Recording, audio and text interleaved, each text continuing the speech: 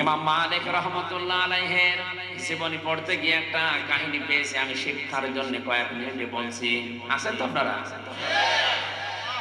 ওই জামানায় একটা মহিলা মারা যায়, পাশের বাড়ির কয়েকটা ওই পাড়া থেকে একজন মহিলাকে নিয়ে এসেছে যে লাশটা একটু ধুইয়ে দেন। একজন মেয়ে লোককে ধোয়ানোর জন্য আর একজন মেয়ে লোক লাগবে না। চারিদিকে ঘিরে দিয়ে যখন তাকে পরীক্ষা নিরীক্ষা করে পুরা শরীরকে পবিত্র করার জন্য পেটে চাপ দিলেন, পায়খানা প্রসাব বের হয় কিনা এটা পবিত্র করার জন্য তার শরীরের কাপড়গুলো সরানোর পরে এই মহিলা একটা মন্তব্য করে ফেলেছিল। খুব ভালো করে খেয়াল করে শোনেন। মন্তব্য করার সময় হাতটা লাগিয়েছে ওনার রানের উপরে, পায়ের নিচে যে রান আছে রানের উপরে যে হাত লাগিয়েছে, হাত গেছে আটকে, আর খুলতে চায় না। প্রায় অর্ধেক বেলা চলে গেল, হাত খোলে না, চামড়ার সাথে এই চামড়া অ্যাটাচড হয়ে গেছে, একেবারে সিমেন্টের মতো লেগে গেছে। এলাকায় যে ইমাম আছে তাকে জিজ্ঞাসা করছে কি করা যায়। উনি ফতোয়া দিলেন এক কাজ করে, জীবিত মানুষদের তো আর হাত কেটে ফেলা যাবে না, ওই মহিলা যে মারা গেছে তার ওই জায়গা থেকে কেটে বাদ দিয়ে দেন। কিন্তু যার বউ মারা গেছে ওই স্বামী বলছে না, আমি এটা হতে দেব না।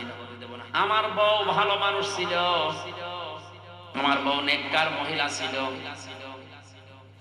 তাকে আমি এই কাজ, তার শরীর এখন মারা গেছে, শরীরের চামড়া আমি কাটতে দেব না, দরকার হয় আপনি এই মহিলার হাত কেটে ফেলেন। এই মহিলার স্বামী রাজি নাকি? আমরা ওই পাড়া থেকে আসলাম উপকার করার জন্য, আমাদের কোনো লাভ ছিল না। আপনার বউ তো মারাই গেছে, ধোয়ানোর জন্য তো লোক লাগে, দাফন কাফনের জন্য আমরা এসেছিলাম প্রতিবেশী হিসাবে সাহায্য করার জন্য। এসে একটা বিপদে পড়ে গেছে, আর আমার জীবিত বউকে তাজাবর হাত কেটে নেবেন আপনি, আমি জীবনও হতে দেব না। আমার বউ অনেক ভালো, নেককার। মা বোনেরা যারা এসেছেন, এই ঘটনা থেকে ৩-৪টা শিক্ষা আমি বের করতে পারবো ইনশাআল্লাহ, ভালো করে খেয়াল করে শুনবেন। আছেন তো আপনারা? এতটুকু পর্যন্ত শেষ না। জেলার ইমাম, রাজধানীর ইমাম যারা আছে তাদেরকেও ডাক দেওয়া হয়েছে, বড় বড় আলেম এসেছে, বলছে না কোনো সমাধান আমরা পাচ্ছি না। ওই দেশের প্রধান বিচারপতি তখন ছিলেন মদিনার ইমাম মালিক রাহমাতুল্লাহ আলাইহি, জগৎ বিখ্যাত আলেম তিনি। তাকে ডাক দেওয়া হয়ে গেল, আপনি আসেন, সমাধান তো করা যাচ্ছে না, সারা দিন কেটে যাচ্ছে, এই মহিলার তো এখন পোশাক পায়খানার প্রয়োজন, খাবার দাবারের প্রয়োজন, কি করা যায়? উনি বললেন ঠিক আছে ব্যবস্থা করো, একটা ময়দানে আমি আসতেছি। মেয়েদেরকে আলাদা পর্দার ভেতরে দিয়ে পর্দার আড়ালে দাঁড়িয়ে ইমাম মালিক রাহমাতুল্লাহ আলাইহি ডাক দিলেন মহিলাকে, এই মহিলা এদিকে তাকাও, ভালো করে লক্ষ্য করো, আমি ইমাম মালিক বলছি, এদেশের প্রধান বিচারপতি, চিফ জাস্টিস। মুসলমানদের ঈমান কেমন হওয়া দরকার, প্রধান বিচারপতির যোগ্যতা কি কি হওয়া দরকার, এই ঘটনার ভেতরে আপনি পাবেন। ইমাম মালিক রাহমাতুল্লাহ আলাইহি মহিলাকে জিজ্ঞাসা করলেন কি কি হয়েছে, একেবারে প্রথম থেকে পর্যন্ত সব আমাকে শোনাও পর্দার আলো থেকে। মেয়েটা বলছে এই হয়েছে। ইমাম মালিক কথাগুলো শোনার পরে বললেন ওই কিছু তো মিলছে না, তোমার হাত তো লেগে থাকার কথা না, আমার কাছে কিন্তু রাডার আছে, কোরআনে কারীম আছে, আমার কাছে হাদিস আছে, আমি আজ পর্যন্ত কোরআন এবং হাদিস দেখে কোনো ফতোয়া দেইনি, কোরআন হাদিসের ফতোয়া আমার প্রায় সব জানা আছে, আমি রাডার দিয়ে কিন্তু ধরে ফেলবো, তাড়াতাড়ি বলো কি করেছো তুমি। মেয়েটা তো ভয় পেয়ে গেছে, কথা বলতে আর নারাজ, রাজি না, যা বলেছি এতটুকুই।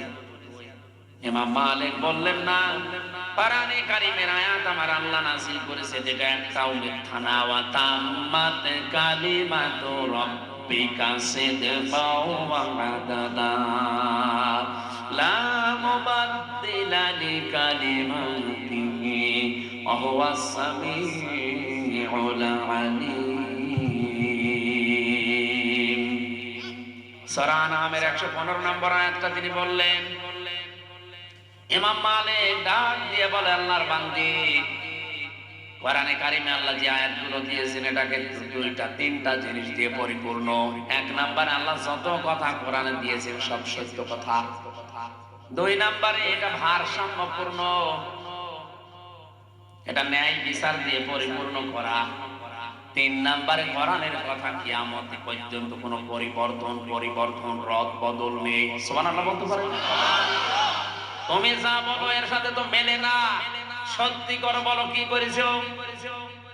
মেয়েটা ডাক দিয়ে বলছে, কই আমার তো কিছু করার মতো আমি দেখি না। হ্যাঁ আমি একটা জিনিস করেছি, আমি যখন তার কাপড়টা তুললাম শরীর থেকে পায়খানা প্রসাব পরিষ্কার করার জন্য, কাপড় যখন লজ্জা স্থান থেকে সরিয়েছি, তখন তার এই ঘ্রাণের উপরে যে হাত রেখেছিলাম এই সময় একটা মন্তব্য করেছিলাম।